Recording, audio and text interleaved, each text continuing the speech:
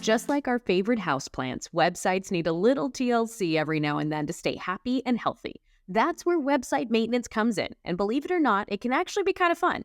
In this episode of Think Inside the Square, I'm sharing the website maintenance checklist that I run through twice a year, every year. Welcome to Think Inside the Square, a podcast full of tips and tricks to help you create a Squarespace website that you're proud of. I'm your host, Becca Harpain, Squarespace expert and creator of InsideTheSquare.co. In this episode, I'm sharing my super simple website maintenance checklist with you, a friendly reminder that even after you launch your digital creation to the World Wide Web, you still need to check on it every once in a while. For a transcript of this episode, along with the links to any resources mentioned, visit InsideTheSquare.co/podcast. The term Squarespace is a trademark of Squarespace Incorporated. This content is not affiliated with Squarespace Incorporated. Website maintenance is all about making sure that everything runs smoothly, looks polished, and delivers the best possible experience for anyone who visits your virtual space. What you'll need to double check might be a little different than my to-do list. Some of us have online stores, some of us have blogs, some folks like me have both, but the list that I'm sharing in this episode is universal for every Squarespacer, so let's dive in. First up, test your forms. Forms are the bridge between you and your audience, allowing you to collect valuable information, connect with potential customers, and build relationships. Think about it. When you're collecting email signups for your newsletter, processing orders for a product, or even maybe hosting a hilarious personality quiz, you want these forms to work flawlessly. Take some time to actually fill out every form on your site with different information. Pretend to be a new customer placing an order, or imagine yourself signing up for your email list with a brand new email address. What happened when you click submit? Maybe when you launched the site, you were so overwhelmed with everything else you needed to do that you just left the simple generic thank you text. Well, now's your chance to elevate someone's experience on your site. Change that text to a personalized thank you message that shows your appreciation for their interest, or even consider redirecting them to a custom page. This is your chance to make a great impression and maybe even offer a special discount or a sneak peek at some exclusive content as a thank you for joining the party. So step 1, check your forms and make sure the experience is awesome. And make sure the info goes to the right place. Did your test land in the right inbox, the right mailing list, the right spreadsheet? Double check it all. Next up, I want you to test your internal links. Broken links are total buzzkills, and they can seriously hurt your website's reputation. Not only do they leave visitors feeling lost and annoyed, but they can also drag down your rank in search engines, which is not what we want. But here's the good news. Hunting down broken links doesn't have to be this nightmarish scavenger hunt.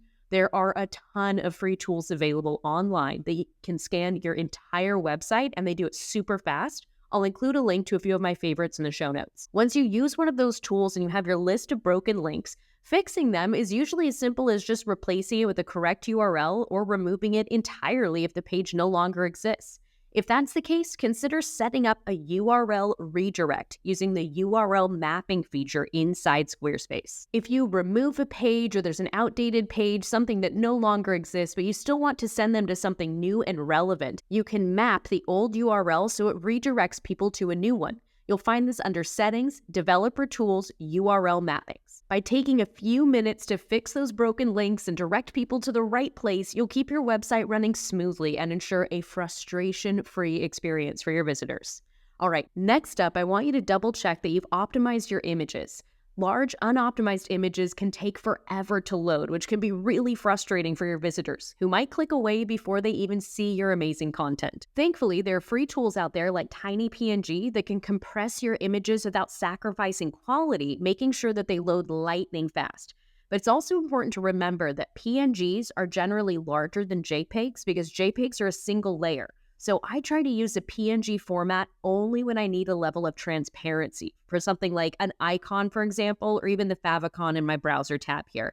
I try to save PNGs for that specific type, making sure that I use the smaller type of file for larger images. I do have a previous episode of this podcast, episode 25, where I go into a lot more details about how to optimize the images for your Squarespace website, so give that a listen if you'd like to learn more. Again, that's episode 25. Next on our maintenance checklist is to take a look at the actual content of your site.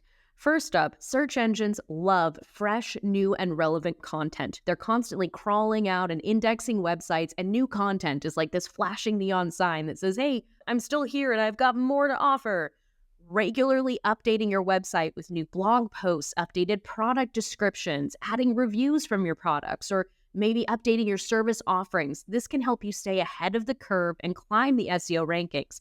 But keeping your content fresh isn't just about impressing search engines. It's also about engaging with your audience.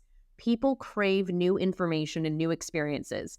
Imagine that you visit a website and everything seems a little outdated and stale. They still call Twitter, Twitter, and humorous copy about Game of Thrones being the best show HBO has ever made is not hitting the pop culture mark anymore. By regularly updating your content, you give visitors a reason to keep coming back for more. And here's a bonus tip for you. When you create new content, consider linking that content to other relevant pages on your site. This can create a network of internal links, which helps search engines understand your website structure and improves your overall SEO.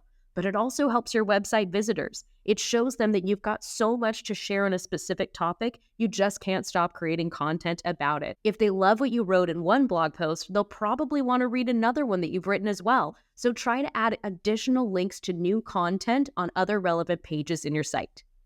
Moving on to the fifth item on our maintenance checklist, this can be a real can of worms if I'm being honest. If you don't regularly look at your website analytics, you definitely should. I get it. Every month is just not feasible for some folks, but I think you should look at this data every 6 months at a minimum, okay? Now, for those of you new to the idea, Squarespace provides free analytics, and it's a ton of valuable data about your website traffic, visitor demographics, and even which pages are the most popular. But with all this information at your fingertips, when we're doing this website maintenance checklist, where do we even start? Here are a few key website analytics metrics that I think you should keep an eye on. First up is traffic by source. This metric tells you how many visitors come to your website over a specific time period and where they came from. It's a great way to gauge just overall website interest and to track your progress over time. If you've been spending more time creating content on Instagram, is that really resulting in more website traffic? Or are you just getting a few likes on the platform? If you've been working really hard on your SEO, have you seen your organic rate climb? You need to check your traffic by source to find out that information. Another analytic data point that I definitely recommend checking out while doing your website maintenance is a quick overview of your page views. This one's pretty straightforward. This metric shows you how many times individual pages on your website are viewed. By looking at which pages have the most views, you can understand what content really resonates with your audience. And if you've seen page views decrease for something that you're really excited to talk about, maybe this will be a chance to create some more content or work on some of those internal links to get those views back up. I also think you should check out your bounce rate. This metric tells you the percentage of visitors who leave your website after viewing just one page.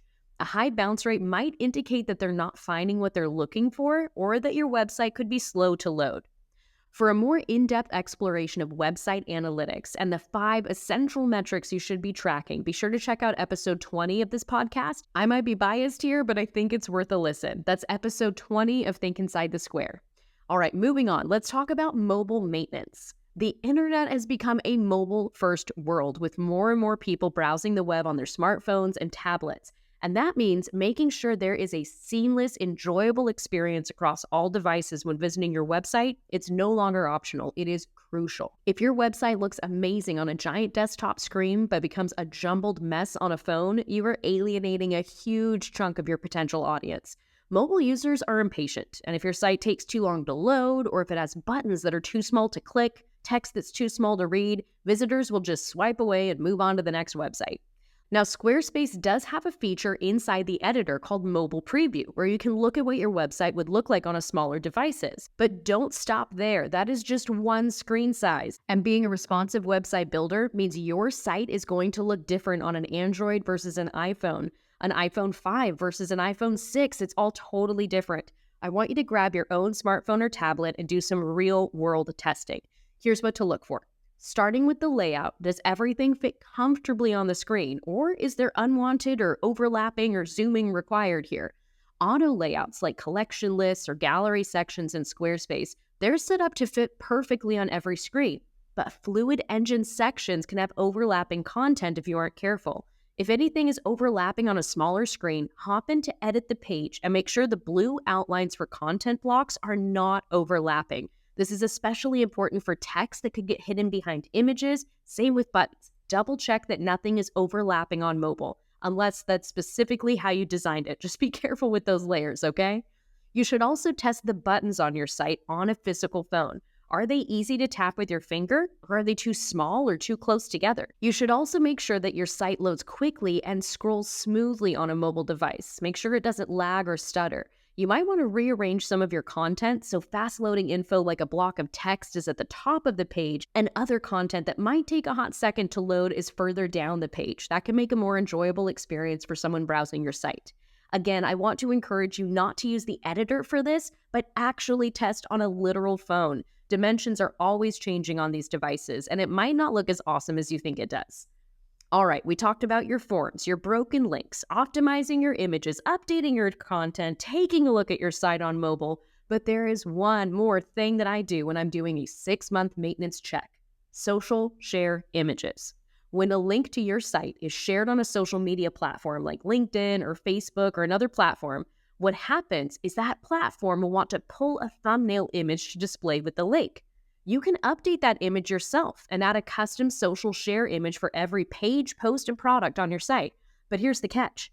If that image was already indexed by a social media platform, it's not going to go get a new one. You need to make sure that the social media platform uses the new image, and it won't unless you update it. For Meta, there's a sharing debugger tool. For LinkedIn, it's called the Post Inspector. And for Twitter or for X, it's called the Card Validator. I'll link to all of them in the show notes at InsideTheSquare.co/podcast. But when you update your social share image for your content, make sure you update the platform database as well. All right, that wraps it up for this quick episode of Think Inside the Square. I hope you found this maintenance checklist overview helpful. Think about it like watering your houseplants, okay? It might be considered a chore, but all you're really doing is showing your website some love and keeping it performing at its best. Thank you so much for tuning into this episode of Think Inside the Square. If you liked it, be sure to subscribe to my podcast wherever you happen to be listening to this episode. You can also sign up for my email list at InsideTheSquare.co/email. I send out tips and tricks to my subscribers every week, and I'd love for you to be one of them. That's InsideTheSquare.co/email. Thanks again for listening, and most importantly, have fun with your Squarespace website. Bye for now.